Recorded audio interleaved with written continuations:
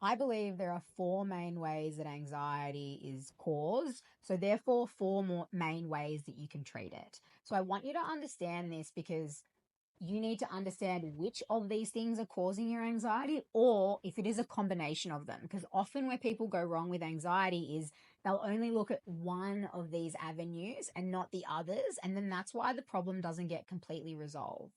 So the first one I think is the most obvious, which is your environment or your lifestyle situation is actually stressful. It's actually making you feel unsafe. And therefore, you are having a very normal reaction to that abnormal environment and you're feeling anxious. So rather than having an anxiety problem, you have a problem with how you're living and the environment that you're living in. And you need to resolve that. And when you do, the anxiety will go away. Another one is dysfunctional breathing. So, we used to believe that anxiety and fear came from the amygdala in your brain, but they then did a study on a girl that didn't have an amygdala. So, she'd never had a fear response in her life. And then they exposed her to pure carbon dioxide, CO2. When they did this, she had a big fear response or anxiety. So, what we learned from this is when a human senses too much carbon dioxide, we feel fear or anxiety. So, how would this happen to a person? Well, when you breathe, the mechanism that tells you to take another breath is not actually because your oxygen levels are low. It's because your carbon dioxide levels get to a certain point, and you have a little receptor that says, when we get to this point, it's time to take another breath. The problem is that these receptors can become too sensitive and you can actually overbreathe. So you're taking more breaths in a minute than you should be taking, for example. Now, as a result of this, your carbon dioxide levels are then high and you might be living in this constant state of anxiety and fear.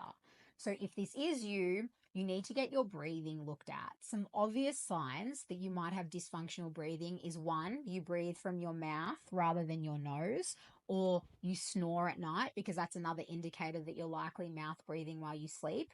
This will often cause overbreathing.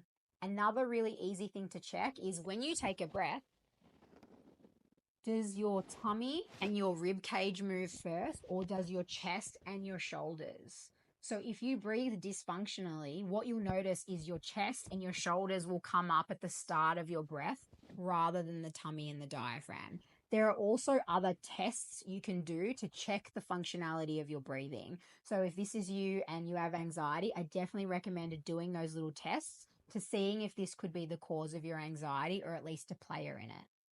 The next is just a physical cause. So that might look like inflammation in your brain, gut health issues, hormone issues, thyroid issues. Any of these physical health problems can create mental health problems like anxiety. So, to deal with something like this, it's likely you need to look at your nutrition and your environment in the sense of things like toxins and all that sort of stuff. So, again, if when would I say to look at this? There are different physical markers that might indicate it, which I'll give you information to somewhere else. But another reason would just be like, well, if you know that your nutrition is pretty poor, it's probably an easy place to start. But also, if it's like, I don't really have a good reason to be anxious, but I am quite anxious anyway, that can be a big indicator that there's something physical going on. And then finally, it's your nervous system. So, again, I'm not going to go into the full depths of nervous system for this video. I'll talk about that elsewhere. But when a nervous system is dysregulated and you're someone that gets stuck in a sympathetic nervous system state quite often, you can experience a lot of anxiety. So, essentially, that means your nervous system has become very sensitive and it's often misinterpreting things in your day to day as dangerous or threatening when they're not. And then this anxiety is coming up. So, if that is you, you need to understand what's dysregulated your nervous system. You need to heal and deal with those emotions and traumas and experiences that have caused that dysregulation.